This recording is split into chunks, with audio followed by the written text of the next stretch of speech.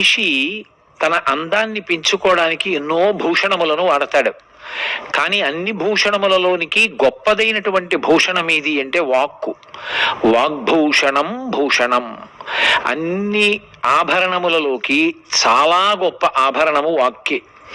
మనకి పరమేశ్వరుడిచ్చినటువంటి గొప్ప ఉపకరణం వాక్కు. అది ఒక్క మనుష్యునకు మాత్రమే ఇచ్చాడు. మిగిలినటువంటి ఏ ప్రాణికి కూడా మాట్లాడగలిగినటువంటి శక్తి లేదు. ఆ మాటని అగ్నిహోత్రంతో పోలుస్తుంది శాస్త్రం. అగ్నిహోత్రం దాహక శక్తిని కలిగి ఉండి తనతో కలిసినటువంటి వస్తువుని ఎలా కాల్చేస్తుందో వాక్కు అజ్ఞానాన్ని అలా దహించేస్తుంది.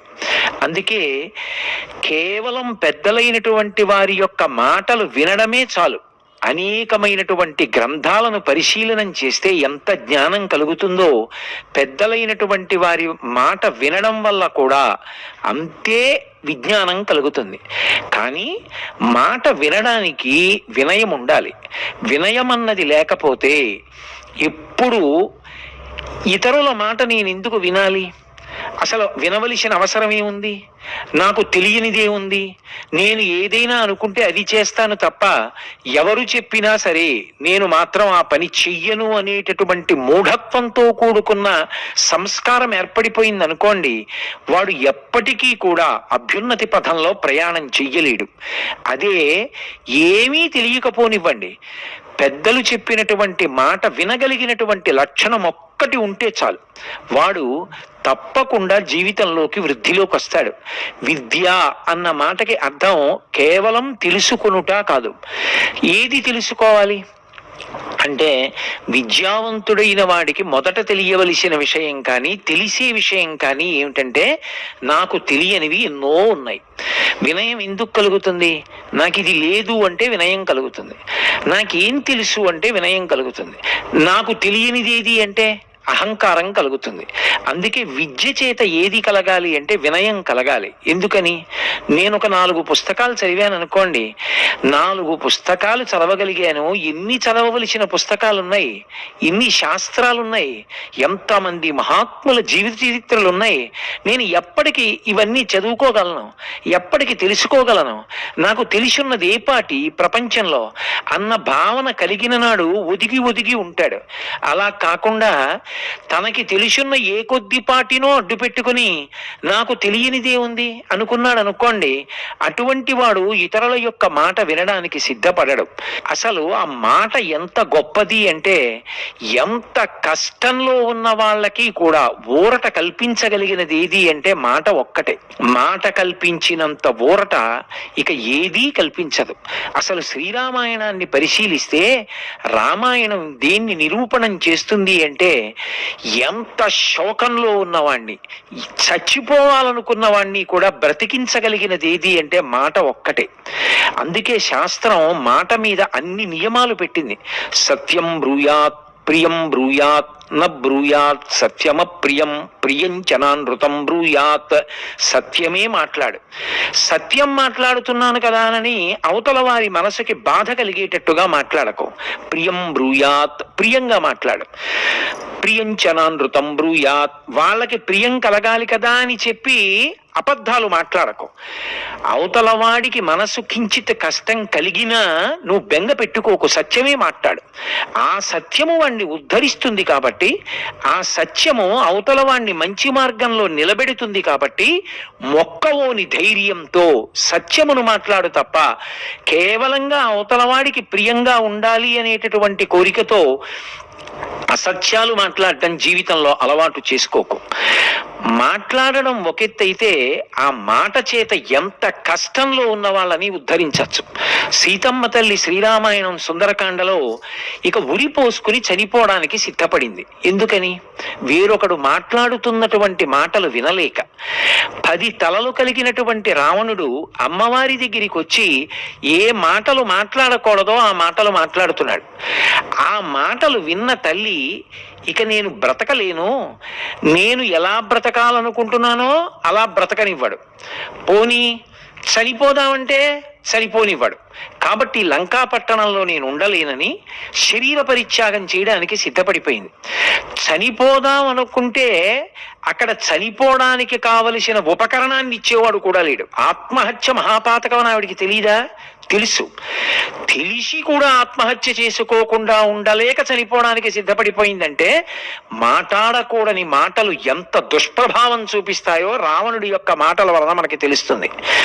అటువంటి తల్లిని మళ్ళీ జీవితం మీద ఆశ పుట్టేటట్టుగా మాట్లాడి బ్రతికించిన వాడెవరు?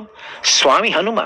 శిశుపావృక్షం మీద కూర్చొని రామకథ చెప్పి ఆ తల్లికి జీవితమునందు అనురక్తి కల్పించి ఆ తల్లితో మాట్లాడి మనశ్శాంతి కల్పించి 10 నెలల నుండి ఆగకుండా ఏడుస్తూనే కూర్చున్నటువంటి సీతమ్మని ముట్టుకోకుండా, ఆవిడ కళ్ళు తన వేలుతో తుడవకుండా, మళ్ళీ సుందరకాండలో సీతమ్మ పరమ సంతోషంగా తన భర్తే తిరిగి వచ్చినప్పుడు ఎంత ఆనందాన్ని పొందుతుందో అంత ఆనందాన్ని పొంది బొగ్గలు ఎరుపెక్కినటువంటి స్థితిలో ఉండగా చూసి సంతోషించిన వ్యక్తి స్వామి హనుమ ఒక్కరే. దేని చేత సాధించారు? గృహీత్వా ప్రేక్షమాణా సా భర్తుక్కర విభూషణం భర్తారమివ సంప్రాప్త జనకీ ముదితాభవత్ అంటారు మహర్షి. అకస్మాత్తుగా భర్త తిరిగొస్తే సీతమ్మ ముఖం ఎంత రాగరంజితమవుతుందో అంత సంతోషంతో సిగ్గుతో ఆ ఉంగరాన్ని చూసుకుని ఆవిడ మురిసిపోతే అటువంటి ముఖం కలిగిన తల్లిని హనుమ ఒక్కరే చూశారు. దేని చేత? కేవలము తన వాక్కుల చేత. అందుకే సుందరకాండ చివరలో చెప్తారు, తతోమయా వగ్భిదధీన భాషిత శివాభిరిష్టాభిరభిప్రసాదిత జగామ శాంతిం మమ మైథిలాత్మజ తవాపి శోకేన తథాభిపీడిత అంటారు. సీతమ్మ తల్లికి శాంతి కల్పించాను. ఇప్పటికీ ఆవిడ కొద్దిగా దుఃఖంతో ఉంది. ఎందుకు దుఃఖం ఉంది? తన కొరకు నువ్వు దుఃఖపడుతున్నావని దుఃఖిస్తోంది తప్ప నువ్వు రావేమోనన్న దుఃఖం మాత్రం ఇప్పుడు ఆవిడికి లేదు. ఆవిడికి స్వాంతనం కల్పించాను. దేని చేత? నా వాక్కుల చేత అంటారు. అటువంటి వాక్కు బ్రహ్మాస్త్రం. ఆ వాక్కు చేత చచ్చిపోయేవాణ్ణి కూడా బతికించచ్చు. అవతలవాడి అజ్ఞానాన్ని పోగొట్టడానికి సమున్నతమైనటువంటి సాధనం వాక్కు. ఆ వాక్కు అవసరమైతే శిష్యుణ్ణి మంచి మార్గంలో నడిపించడానికి గురువు కఠినంగా మాట్లాడడానికి కూడా అధికారాన్ని పొంది ఉంటాడు. ఇప్పుడు మీరు ఒకటి ఆలోచించండి. ఒక వ్యక్తి అగ్నిహోత్రంలో అంటుకుపోతున్నాడు, చాలా ఐశ్వర్యవంతుడు. ఇప్పుడు ఆయనకి మీరు పరమ గౌరవంతో, అయ్యో అంతటి ఐశ్వర్యవంతుడు, ఆయన కాలిపోతున్నాడు కాబట్టి మనం మామూలుగా తీసుకురాకూడదు, పల్లకీ పట్టుకెళ్ళాలి, పల్లకీలో కూర్చోబెట్టాలి, తీసుకురావాలని ఆలోచిస్తారా? ముందు ఆ వ్యక్తిని ఎలాగో అలా బయటికి తీసుకొచ్చేయాలి. కాబట్టి అంటుకున్న పైన బట్టలు కూడా లాగి అవతల పారేసి ఆ వ్యక్తిని ముందు అగ్నిహోత్రంలోంచి ఈడ్చి బయటికి తీసుకొచ్చేస్తారా? ఈడ్చి పైకి తీసుకొచ్చేయాలి. అన్ని వేళలా గౌరవంగా మాట్లాడ్డాలు ఉండవు. ఒక్కొక్కసారి అవతల వారిలో అజ్ఞానాన్ని పోగొట్టడానికి గురువు సందర్భాన్ని అనుసరించి వాక్కు యందు కించిత్ పారుష్యాన్ని ప్రదర్శిస్తాడు. భజ గోవిందం భజ గోవిందం గోవిందం భజ మూఢమతే సంప్రాప్యే సన్నిహితే కాలే నహి నహి రక్షతి డుక్రుంకరణే అన్నారు శంకర భగవత్పాదులు. అంత మాత్రం చేత శ్లోకం దోషభూయిష్టమైందా? అవదు. అది శిష్యులని ఉద్ధరించడానికి కాలం దుర్వినియోగం అయిపోతోందిరా, సద్వినియోగం చేసుకోరా. ఈ డుక్రంకరణి వ్యాకరణ సూత్రాలు నిన్ను రక్షించవు. శంకర భగవత్పాదులు అలా మాట్లాడారు. పెద్దలు మాట్లాడినటువంటి మాటని వింటాను అంటే చాలు, దాని చేత అభ్యున్నతిని పొందుతాడు. అదే ఎవరు చెప్పినా నేను వినను, వాణ్ణి ఉద్ధరించగలిగిన వాడు ఈ లోకంలో ఉండడు. అందుకే శ్రీరామాయణంలో అరణ్యకాండలో మారీచుడు రావణాసురుడితో మాట్లాడుతూ ఒక మాట అంటాడు, సులభాః పురుషారాజన్ సతతం ప్రియవాదిన అప్రియస్యతు పథ్యస్య వక్తా శ్రోతా చ దుర్లభః అంటాడు. ఈ లోకంలో అవతలవాడు ఎలా పోతే మనకి ఏదో 4 మాటలు పొగిడేస్తే గొడవ వదిలిపోతుంది. మన్నేమండవు, మనతో స్నేహంగా ఉంటాడు, మనం చెప్తే మాత్రం వాడు వింటాడా? ఎందుకు వచ్చిందండి? కాబట్టి చెప్పకండి. వాడు ఏ మార్గంలో పోయి ఎలా పాడైపోతే మనకెందుకు? కాబట్టి పొగిడేస్తే 4 మాటలు కూడా వదిలిపోతుంది అని మాట్లాడేవాళ్ళు రావణ కోటాను కోట్ల మంది దొరుకుతారు. సతతం ప్రియవాదిన, ఎక్కడికి వెళ్ళి నీకు ఎవరు దొరుకుతారంటే, నువ్వు తప్పు చేస్తున్నా, అబ్బాయి చాలా మంచి మార్గం అండి, అలాగే ఉండండి అని చెప్పేవాళ్ళు దొరుకుతారు. అప్రియస్యతు పథ్యస్య వక్తా శ్రోతాచ దుర్లభ. నీ అభ్యున్నతిని కోరి మాట కఠినంగా అనిపించిన, నీ క్షేమం కోసం మాట్లాడేవాడు దొరకనే దొరకడు. ఒకవేళ అలా దొరికిన వినేవాడు ఉంటాడు. నిజంగా అలా మాట్లాడగలిగినటువంటి వాడు, అంత ధైర్యంతో చెప్పగలిగిన వాడు, ఆ ఆర్తిని అర్థం చేసుకుని వినగలిగిన వాడు దొరికితే అది క్షేత్రం అవుతుంది. అందుకే లోకంలో ఎప్పుడైనా ఆ ఆర్తితో చెప్పినవాడు, ఆ వినయంతో విన్నవాడు దొరికితే అది క్షేత్రమైపోయింది. కృష్ణుడు చెప్పాడు, అర్జునుడు విన్నాడు, భగవద్గీత లోకానికి అందింది. పరీక్షిత్తు అడిగాడు, శుకుడు చెప్పాడు, భాగవతం లోకానికి అంతటికీ పనికొచ్చింది. యుద్ధ భూమిలో రాముడికి అగస్త్యుడు చెప్పాడు, రాముడు విన్నాడు. ఆదిత్య హృదయం ఎప్పటికీ అందరికీ పనికొచ్చింది. అసలు వినేవాడు ఒకడు ఉంటే కదా చెప్పేవాడికి చెప్పాలన్న ఉత్సాహం కలిగేది. అసలు వాడు విననే వినడు, చెప్పేవాడు చెప్తే మాత్రం ప్రయోజనం ఎక్కడుంది? గింజ రాతి మీద ఉంటే వర్షం పడ్డా మొలకలెత్తదు, అది భూమిలో ఉంటే ఒక్క వర్షం పడ్డా సరే మొలకలెత్తుతుంది. అసలు ముందు మనుష్యులకు ఉండవలసిన ప్రథమ లక్షణం ఏది అంటే, నేను వింటాను, అవతల వాళ్ళు చెప్పిన మాట వింటాను. అవతల వాళ్ళు చెప్పిన మాట సహేతుకంగా ఉంటే, నాకు వృద్ధిని కల్పించేదైతే నేను తప్పకుండా పాటిస్తాననేటటువంటి లక్షణం ఉండాలి. కొందరి విషయంలో నీ బుద్ధితో విచారణ ఉండకూడదు.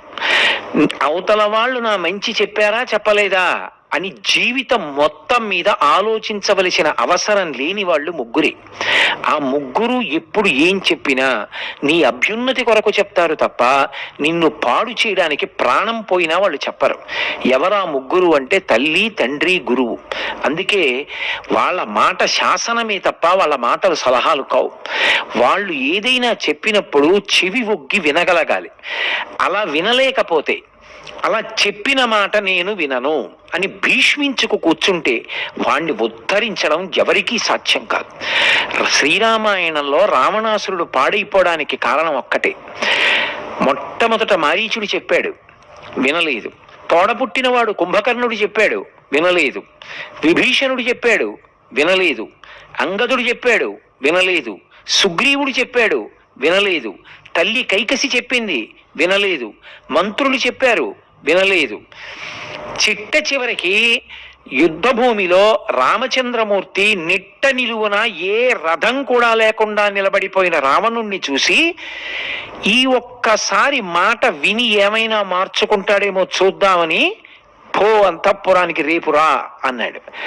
ఆ ఒక్కసారైనా మనసు మార్చుకుని మళ్ళీ తన తప్పు తాను తెలుసుకుని మంచి మాటలు గుర్తు చేసుకుని ఉంటే ఏమో రామాయణం ఏమయ్యేదో. ఎందుకంటే సకృదేవ ప్రపన్నాయ తవాస్మీత చయాచతే అభయం సర్వభూతేభ్యో దదామ్యే తద్వ్రతం మమ. నా దగ్గరికి వచ్చి రామా నేను నీవాడనని పడిపోతే రక్షిస్తానన్నాడు రాముడు. విభీషణుడు వస్తే రక్షించలా? రావణుడు వచ్చి పడిపోతే ఏమయ్యేదో. కానీ నేనాయి మాట విననన్నాడు. నేను మాట వినను అన్నందుకు పర్యవసానం ఏమైంది? 10 తలలు ఉన్నటువంటి రావణాసురుడికి 10 తలలు తెగిపోయి యుద్ధ భూమిలో పడిపోయి, కట్టుకున్న భార్య మండోదరి కూడా యుద్ధ భూమికి వచ్చి, హోరి పిచ్చివాడా, నిన్ను రామచంద్రమూర్తి సంహరించారని లోకం అనుకుంటోంది. కానీ నిన్ను సంహరించిన వాడు రామచంద్రమూర్తి కాదు, నీ ఇంద్రియ లౌల్యం, మాట వినని తనం నిన్ను చంపేసేయింది. సీతమ్మ తల్లి చెప్పింది, నా మాట విను, నివర్తయ మనోమత్త స్వజనే క్రియతాం మనః. నీ వారి యందు మనసు పెట్టుకో, ధర్మం అయిపోతుంది. పరకాంతల యందు మనసు ఉంచకు, అది అధర్మం కట్టి కుడిపేస్తుందని చెప్పింది. ఆ తల్లి మాట వినుంటే సుందరకాండలో ఏమయ్యేవాడు. మాట వినని తనం శ్రీరామాయణంలో రావణాసురుణ్ణి సర్వనాశనం చేసేసింది. అలాగే మహాభారతంలో దుర్యోధనుడు.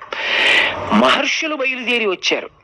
మహర్షుల యొక్క ఉద్దేశం ఒక్కటే, అయ్యో సంస్కరిద్దాం, బాగుపడేటట్టు చేద్దాం, వాణ్ణి మంచి మార్గంలో నడిచేటట్టు చేద్దాం.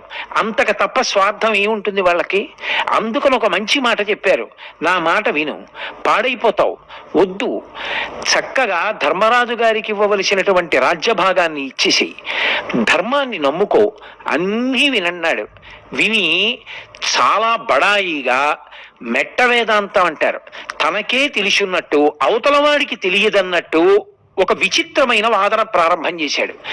జానామి ధర్మం నచమే ప్రవృత్తి, జానామ్యధర్మం నచమే నివృత్తి, కేనాపి దేవేన హృది స్థితేన యథా ప్రవృత్తోస్మి తథా కరోమి అన్నాడు. నాకు ధర్మం తెలుసు, కానీ ఆ ధర్మాన్ని ఆచరించాలని అనిపించదు. నాకు అధర్మము తెలుసు, అధర్మం వల్ల వచ్చేటటువంటి పర్యవసానాలు తెలుసు, కానీ అదేమిటో అధర్మం ఆచరించకుండా మానేద్దాం అనిపించదు.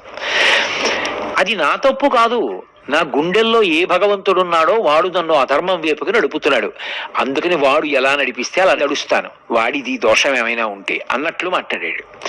మరి ఈ చెప్పిన వాళ్ళందరూ ఏమయ్యారు? ఆఖరికి మహాత్ములు వచ్చి మంచి కోసం మాట్లాడుతుంటే వెటకారంగా తొడ మీద చెయ్యి వేసుకుని ఇలా తొడ మీద కొట్టుకుంటూ విన్నాడు. చెప్పిన మాట శ్రద్ధగా కూడా వింటలేదు కాబట్టి ఆ వచ్చినటువంటి మహర్షి శాపవాక్కు విడిచిపెట్టారు. పెద్దలు మాట్లాడుతుండగా నిర్లక్ష్యంగా వినకుండా తొడ మీద చెయ్యి వేసి కొట్టుకున్నావు కనుక యుద్ధ భూమిలో నీ ప్రతిద్వంది అయినటువంటి భీమసేనుడి చేతిలో నీ తొడలు విరిగి నేల మీద పడిపోతావు. భయంకరమైన పక్షులు, గ్రద్దలు, రాబందులు ఎగురుతుండగా నెత్తురు కారిపోతున్న తొడలతో యుద్ధ భూమిలో పడిపోయాడు. మాట వినకపోవడం దుర్యోధనుణ్ణి నాశనం చేసింది, మాట వినకపోవడం రావణాసురుణ్ణి నాశనం చేసింది. తెలియకపోవడం తప్పెప్పుడూ కాదు. ఎందుచేత అంటే మనిషి పుట్టుకతోనే అన్నీ తెలుసున్నవాడు ఎప్పుడూ కాడు. మనిషి చేసేదేది అంటే పొరపాటే చేస్తాడు, మనిషి చేసేదేది అంటే తప్పే చేస్తాడు. కానీ పెద్దలైనటువంటి వారు ఈ మార్గంలో వెళ్ళవద్దు, ఇలా చెయ్యవద్దు అన్నప్పుడు ఆ మాట వినగలిగిన ప్రజ్ఞ ఒక్కటి ఉంటే చాలు. మాట వినడం అన్నదొక్కటొస్తే వాడు ఎంత గొప్ప స్థితినైనా పొందుతాడు. ఆ మాట వినడం అన్నది చేత కాకపోతే వాడు ఎంత గొప్పవాడైనా కూడా సమున్నతమైన స్థానాన్ని పొందలేడు. అంతమంది రాక్షసుల్ని తెగటార్చిన వాడు, విశ్వామిత్రుడి యజ్ఞాన్ని కాపాడినటువంటి రామచంద్రమూర్తి విశ్వామిత్రుడి దగ్గరికి వెళ్ళి మాట్లాడుతూ శాసనం కరవామకిం అంటాడు. మేము ఎవరం కింకరవు సముపస్థితవు, మహాత్మా మీరు గురువు, మేము శిష్యులం, మేము మీ కింకరులం, మేము ఏది చేసినా అది మీరు చెప్పినటువంటి పనిని చేయడం వల్ల కీర్తిని పొందుతాం తప్ప గురువు గారు చెప్పిన పనిని చేసి ఆ పనిని బట్టి అపకీర్తి రాదు. లోకంలో ఎవరో ఎదురొస్తుంటే మీరు చెప్పులు పట్టుకెళ్ళి ఎదురుగుండా పెట్టారనుకోండి, ఏమిటంటే ఆయన చెప్పులు ఈయన పట్టుకెళ్ళాడు అనొచ్చు. కానీ ఎంత గొప్పవాడైనా కానివ్వండి, గురువుగారు వస్తుంటే గురువుగారి చెప్పులు పట్టుకెళ్ళి గురువుగారు ఎదురుగుండా పెట్టారనుకోండి, ఆయనకున్న వినయం చేత గురుభక్తి చేత పూజనీయుడవుతాడు. చూడండి, అంత గొప్పవాడు. వాళ్ళ గురువుగారు కనపడితే చెప్పులు పట్టుకెళ్ళి గురువుగారు ఎదురుగుండా పెడతాడు. గురువుగారు కనపడితే నేల మీద పడి నమస్కరించకుండా మాట్లాడ్డావు, అసలు గురువుగారి దగ్గర నోరెత్తాడు. ఎంత గొప్పవాడండి అని గౌరవిస్తారు తప్ప గురువుగారి మాట ఎవరు విన్నాడో వాడు అభ్యున్నతిని పొందుతాడు. అందుకే గురుబుద్ధిర్విశేషత, గురువు గారి చేత నిర్ణయింపబడిన విషయం ఎప్పుడూ అభ్యున్నతి కారకం అవుతుంది. అసలు వినడం అనేటటువంటిది రావాలి జీవితంలో. అందుకే భద్రం కర్ణీభి శృణుయామ దేవాహ అంటుంది వేదం. మా చెవులు ఎప్పుడూ భద్రమైనటువంటి విషయములను వినుగాక. వినడం చెవి యొక్క లక్షణం. వినడం కాదు, విన్నదాన్ని ఎంత నీ మనసులో పెట్టుకుంటావన్నది ప్రధానం. సుచీంద్రంలో ధర్మరాజు గారి విగ్రహం ఉంటుంది. ఆయన యువతల చెవిలోంచి పుల్ల పెడితే యువతల చెవిలోంచి బయటికి వచ్చేస్తుంది. ఎందుకు ధర్మరాజు గారి లాంటి మహాత్ముడి చెవిలో పుల్ల పెట్టడం ఎందుకు, యువతల చెవిలోంచి రావడం ఎందుకు అంటే వినకుండా ఉండడం సాధ్యం కాదు. నువ్వు అనేక ప్రాంతాలకు వెడతావు, అనేక ప్రాంగణాలకు వెడతావు, ఏవేవో మాటలు వినపడతాయి. ఏవి నీ చెవుల గుండా మనసులోకి వెళ్ళాలో అవి చెవి గుండా ఇలా తిరిగి మనసులోకి వెళ్ళాలి. ఏవి చెవిలోంచి మనసులోకి వెళ్ళి నిలబడకూడదో అవి చెవిలోంచి మలుపు తిరగకుండా యువతల చెవిలోంచి బయటికి వెళ్ళిపోవాలి. అది దేని చేత సాధ్యం అవుతుంది? అసలు మొట్టమొదట ఆ మాట వినడంలో ఉన్నటువంటి గౌరవం, మాట వినవలసినటువంటి అవసరం మొదట తన తల్లిదండ్రుల దగ్గర నేర్చుకోవాలి. అందుకే అమ్మ ఒక మాట అంటుంది, చిన్నతనంలో బువ్వ పెడుతూ అన్నం అంతా పెట్టేసిన తర్వాత పళ్ళెల్లో మిగిలిపోయిన ఇంత అన్నాన్ని చేతిలో పట్టుకుని దిగదుడిచి బయట పారేసి, నాన్న కథ కంచికి మనం ఇంటికి అంటుంది. కథ కంచికంటే నీ చెప్పిన కథ కంచికి కాదు దాని అర్థం, నీ కథ కంచి చేరాలి. దాని అర్థం కంచిలో కామాక్షి ఉంది, కామాక్షి పరదేవత. నీ కథ అంటే నీ జీవితం, నువ్వు ఎలా బ్రతికావు, నువ్వు ఎలా తపించావు, నువ్వు ఎలా పుణ్యకర్మాచరణ చేశావు, నువ్వు ఎందుచేత మహాత్ముడవయ్యావు అన్నది లోకం అంతా తెలుసుకునేటట్టుగా. కామాక్షి మీద పడిన పువ్వు కళ్ళకద్దుకుని తల మీద పెట్టుకుంటాం. ఒక శవం మీద పడినటువంటి పువ్వు కింద పడితే కాలుతో కూడా ముట్టుకోం, పక్క నుంచి వెళ్ళిపోతాం. స్పర్శ చేత పూజనీయత వస్తుంది. నీ కథ కంచికి చేరాలి అంటే నువ్వు అమ్మవారి పాదపద్మములయందు చేరగలిగినటువంటి పూజా సుమానివి కావాలి. నీ జీవితం అంత ధన్యత పొందాలి. దీనికి నీకు అలవాటు ఏదవ్వాలో తెలుసా? ఇవాళ నేను బువ్వ పెడుతుంటే మైమరిచి అన్నం తినేశావే, అలా పెద్దల మాటలు విని చెవిలో పెట్టుకోవడం అనేటటువంటిది, మనసులో పెట్టుకోవడం అన్నది నీ జీవితంలో అలవాటు కావాలి. దాని చేత నీ కథ కంచికి చేరాలి. అమ్మ కదూ పిల్లవాడి కథ కంచికి చేరిపోవాలి అప్పుడే అని అనలేదు. అందుకే మనం ఇంటికి అంటే ముందు నేను వెళ్ళాలి, తర్వాత నువ్వు వెళ్ళాలి, దా ఇంటికి వెడదాం అని ఆశీపురస్సరంగా మాట్లాడుతుంది. ఈ దేశంలో మాట వినడము అనేటటువంటిది అంతర్లీనమైన విషయం. భారతదేశానికి స్వాతంత్ర్యం వచ్చినప్పుడు అంత తేలికగా ఏం లేదు స్థితి. 350కి పైచిలుకు స్వదేశీ సంస్థానములు. ఇన్ని స్వదేశీ సంస్థానాలుంటే అసలు భారతదేశ పటం ఇవాళ మనం ఎలా చూస్తున్నామో అలా లేదు. అన్ని స్వాతంత్రాన్ని పొందినటువంటి సంస్థానాలు, అంతమంది మహారాజులు. ఎలా వీళ్ళందరినీ కలపడం? సర్దార్ వల్లభాయ్ పటేల్ గారు భారతదేశానికి హోంశాఖ మంత్రిగా ఉండి వీళ్ళందరినీ తీసుకొచ్చి సమావేశపరిచారు.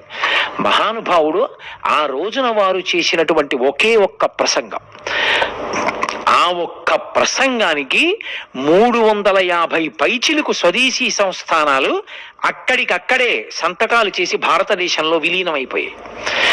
ఎక్కడికి ఒక రక్షక భటుణ్ణి కూడా పంపించవలసిన అవసరం లేకుండా దగ్గరగా 400 స్వదేశీ సంస్థానములను భారతదేశంలో ఒక్క ప్రసంగంతో కలిపేసినటువంటి ఘనత సర్దార్ వల్లభాయ్ పటేల్ గారిది.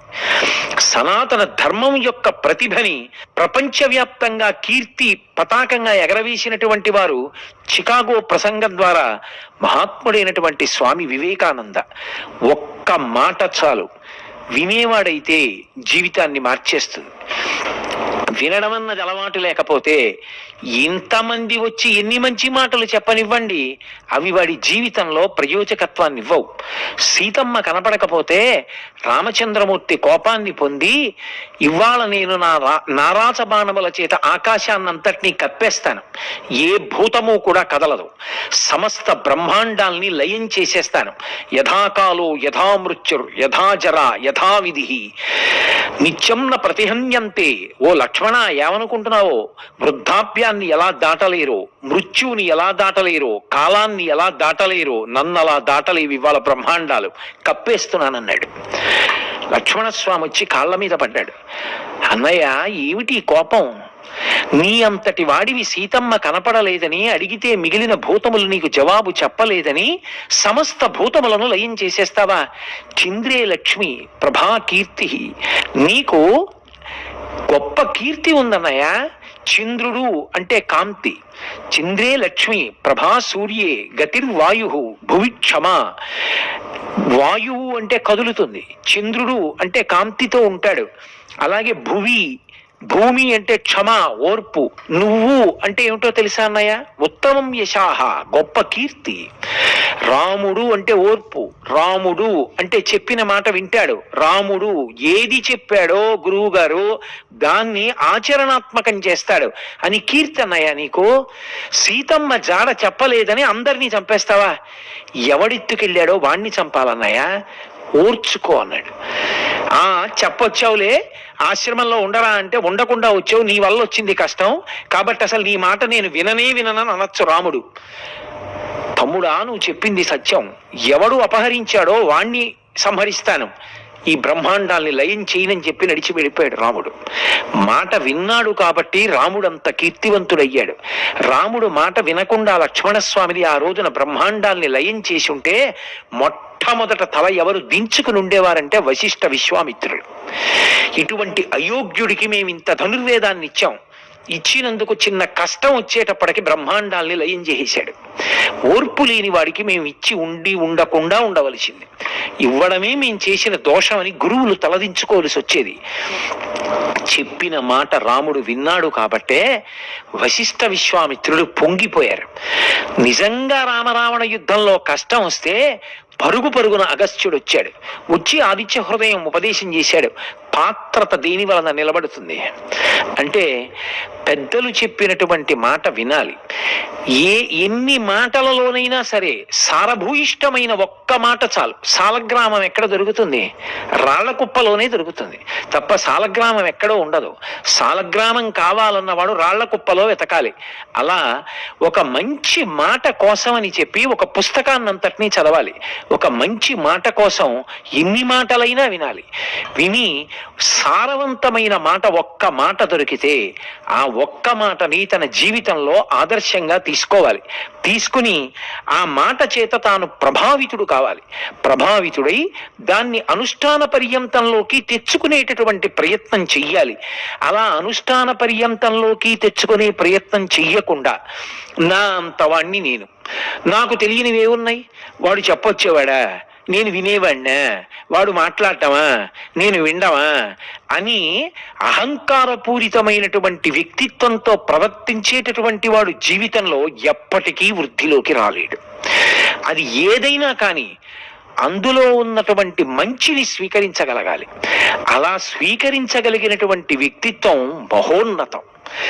అది మాట కఠినంగా ఉండొచ్చు, కానీ అది గురువు గారి మాట ఎందుకన్నారో అని స్వీకరించిన వాడు ధన్యాత్ముడు. సదాశివ బ్రహ్మేంద్రులు మఠానికి వచ్చిన విద్వాంసులందరితో వాదించేవారు. ఆయనతో వాదించలేక ఓడిపోయి వెళ్ళిపోతుండేవారు. ఆఖరికి ఒక ప్రచారం జరిగింది.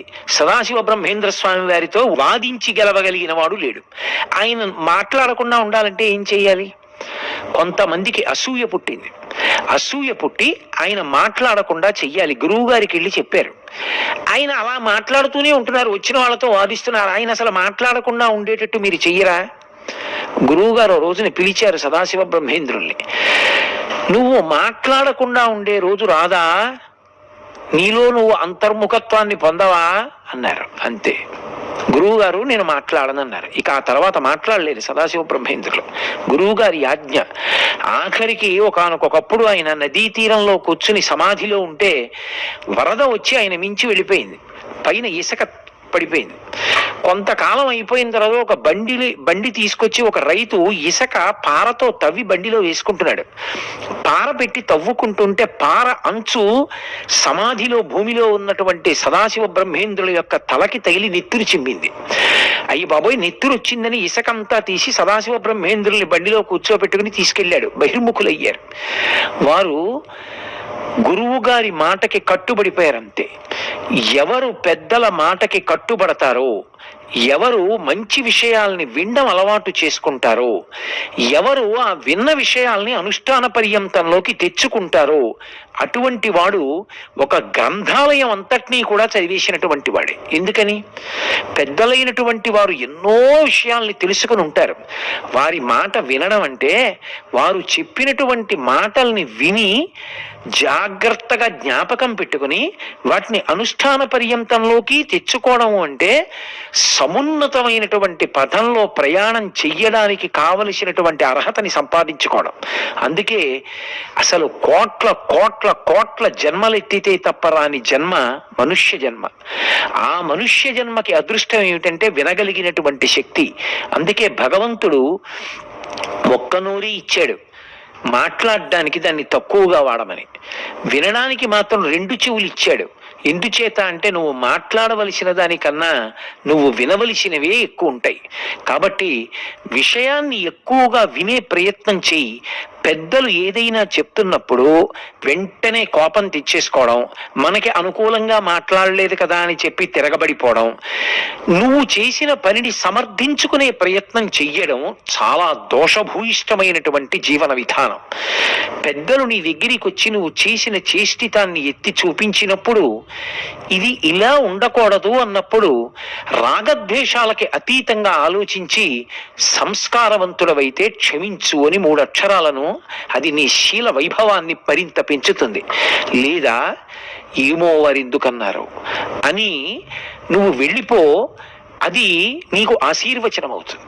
అందుకే ధర్మశాస్త్రంలో ఒక మాట చెప్తారు, ఒకవేళ నిజంగా తప్పు చేయకపోయినా కూడా శిష్యుణ్ణి తండ్రి కానీ గురువు కానీ నింద చేస్తే క్షమించమని శిష్యుణ్ణి అడగరు, ఈశ్వరుడికి చెప్పాలంతే.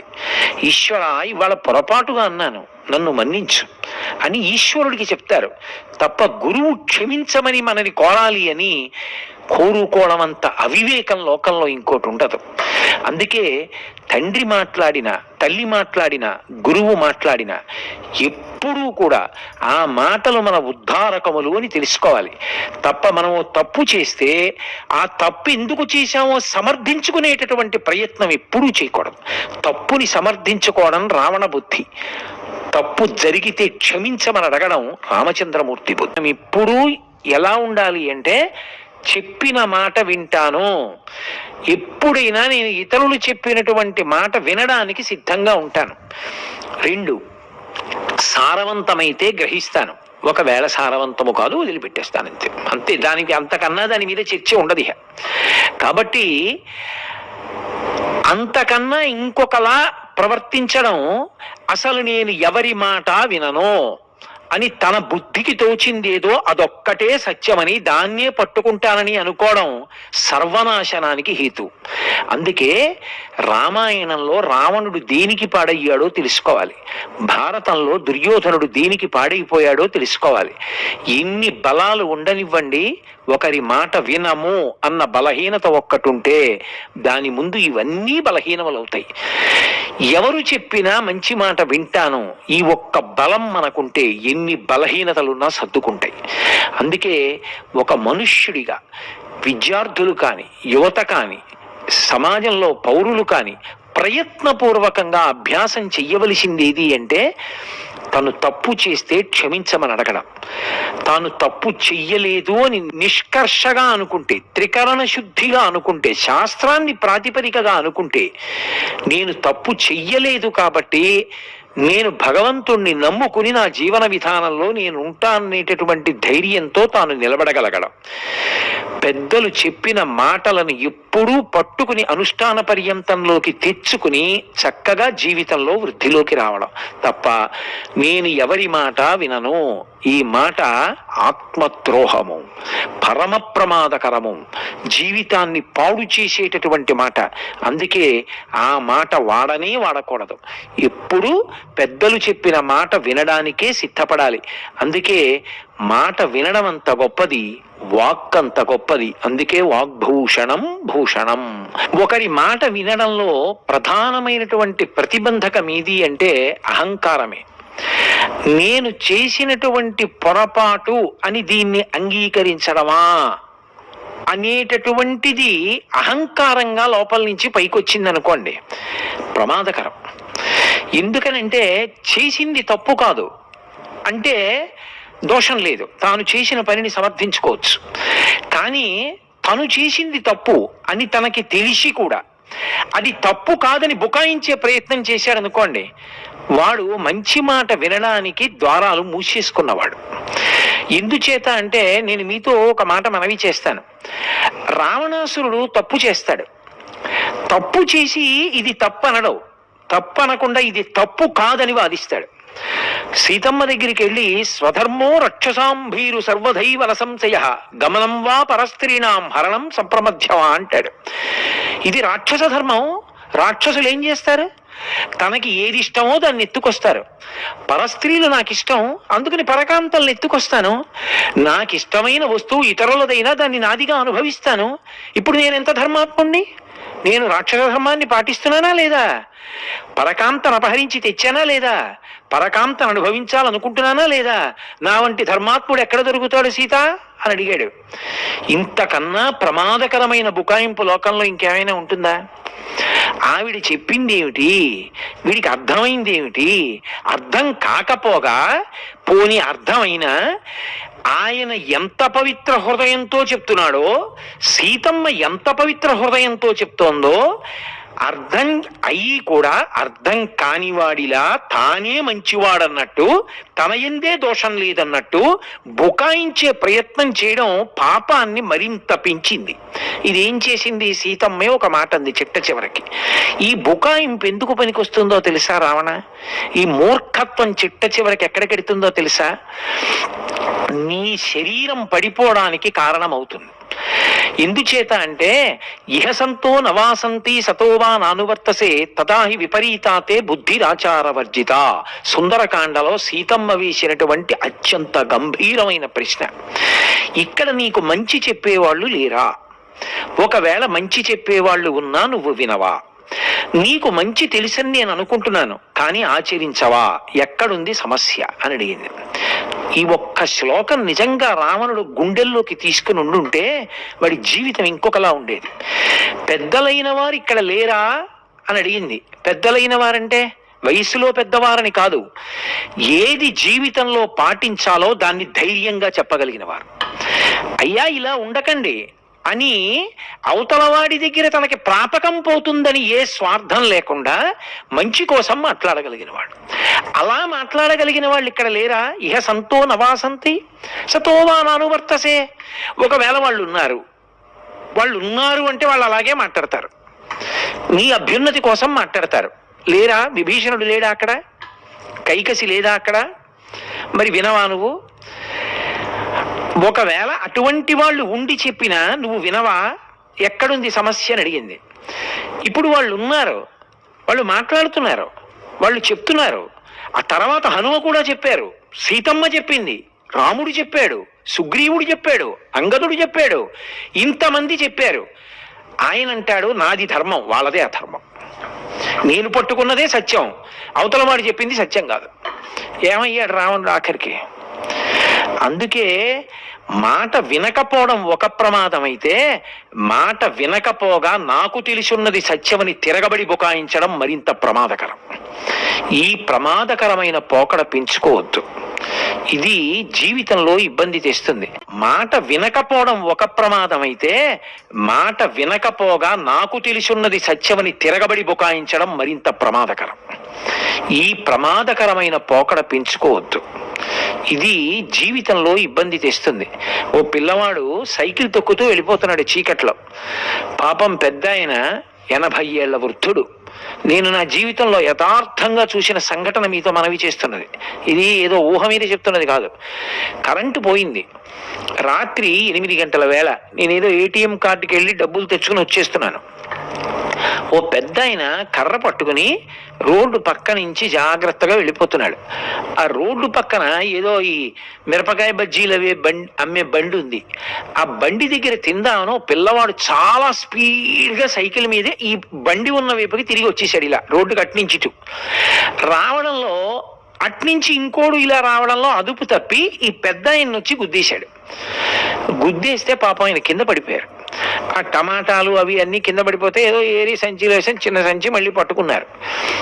పట్టుకుని లేచి నిలదొక్కుని ఆయన అన్నారు, నేను పెద్దవాడిని అయిపోయానయ్యా, నేను పడిపోతే పర్వాలేదు, నాకు కాలో చెయ్యో విరిగిపోయింది అనుకో పర్వాలేదు, ఏముంది నాన్న, నాకేం పనుంది, మంచంలో ఉంటా, చిన్నవాడివి కదూ, నీకు కాలో చెయ్యో విరిగితే చదువు పాడైపోదు, ఎందుకంత వేగంగా సైకిల్ తొక్కావు, చూసుకోవద్దు నాన్న అన్నారు.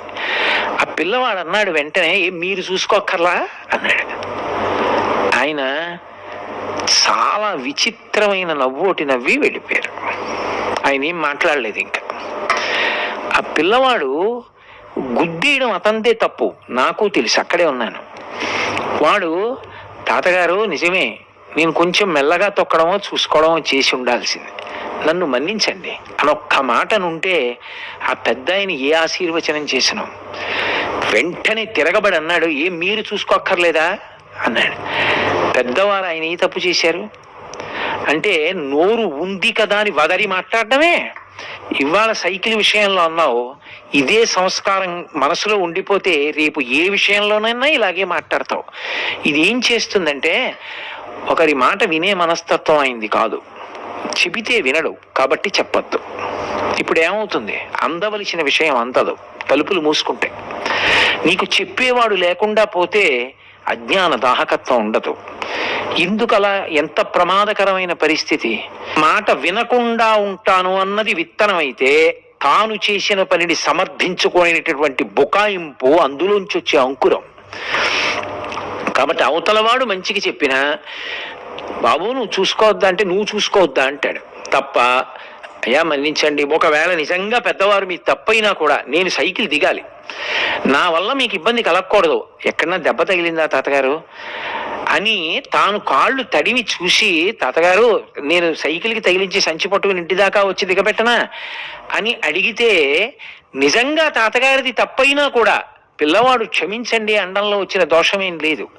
కానీ దానికి సంస్కారం ఉండాలి, మాట వినడానికి సంస్కారం ఉండాలి, బుకాయించకుండా ఉండడానికి సంస్కారం ఉండాలి. అంతేకాని అభ్యున్నతి కోసమని పెద్దవాళ్ళు ఏదైనా ఓ మంచి మాట చెప్తే వెంటనే తిరగబడిపోయి పెద్ద కంఠం పెట్టి, అమ్మ నాకు తెలీదా అమ్మ, ప్రతిదానికి నువ్వు ఇలాగే చెప్తావమ్మా అని అమ్మ మీద, నాన్నగారండి నాకు తెలియదు ఏంటండి, ప్రతి చిన్న విషయానికి నాన్నగారండి మీరు ఇలాగే చెప్తారండి, నాన్నగారికి చాలస్తాం. గురువు గారు చెప్తే వెటకారంగా నవ్వి, మా గురువు గారికి ఏం తెలుసు, ఆయన అలాగే చెప్తారు. మరి నీకెవరు చెప్పాలి? ఇంకా నువ్వే సర్వజ్ఞుడవు, నీకెవరు చెప్పేవాళ్ళు లేరు, అన్నీ తెలుసున్నవాడివి నువ్వే, ఎలా వృద్ధిలోకి వస్తావు? ఇది అహంకారం కింద మారిపోతుందా? మారిపోదా? నువ్వు ఏ స్థానంలో ఉండి అహంకారం పొందావో దానివల్ల ఎంతమంది నిన్ను ఆశ్రయిస్తారో అంతమంది బాధపడతారు. నువ్వు చిన్న గుమాస్తావు అయితే నీ స్నేహితులు బాధపడతారు. పొరపాటున నువ్వు అధికారిగా కూర్చుంటే కిందున్న వాళ్ళందరూ బాధపడతారు నీ మూర్ఖత్వానికి. అందుకే అసలు ముందు అవతల వారి మాట వినడం ముందు రావాలి. అధికారి స్థానంలో కూర్చున్నాడు, వచ్చినవాడు ముందు అధికారిని చూడగానే భయపడతాడు. వాడు తలబడి చెప్తుంటే, చెప్పు పర్వాలేదు కూర్చో మాట్లాడు అని వినగలగాలి. ఆ తర్వాత అది సాధ్యాసాధ్యములను బట్టి నువ్వు మంచిగా మాట్లాడగలగాలి. అసలు నేను వినడం నేర్చుకోనంటే ఎలా? జీవితంలో ఎవరికి ఏ కారణానికి నువ్వు పనికొస్తావు? అందుకే అన్నిటికన్నా గొప్పదేది అంటే వినగలిగిన మా చెవులు భద్రముగా ఉండుగాక. ఎందుకు అడిగింది వేదం అంటే, వినడం అంటే ఏదో కన్నబేరికి తగిలి శబ్దం లోపలికి వెళ్ళడం కాదు. మనసు ఆ వినేటటువంటి ఇంద్రియంతో సమన్వయమై అవతల వారి ఆర్తి మాకు లోపలికి వెళ్ళుగాక, దానికి తగినట్లు మేము బ్రతికెదముగాక. ఇది సంస్కారవంతమైన బుద్ధి.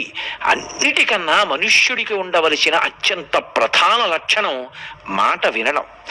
ఈ మాట వినడం అనేటటువంటిది ప్రత్యేకించి వృద్ధిలోకి రావలసిన వాళ్ళు కాబట్టి విద్యార్థుల యందు, యువత యందు చాలా విశేషంగా ఉండాలి. అటువంటి అభ్యున్నతి, అటువంటి విభూతి కలగడం భగవంతుని యొక్క నిర్హేతుక కృపాకటాక్షణం వీక్షణముల చేతనే సంభవము.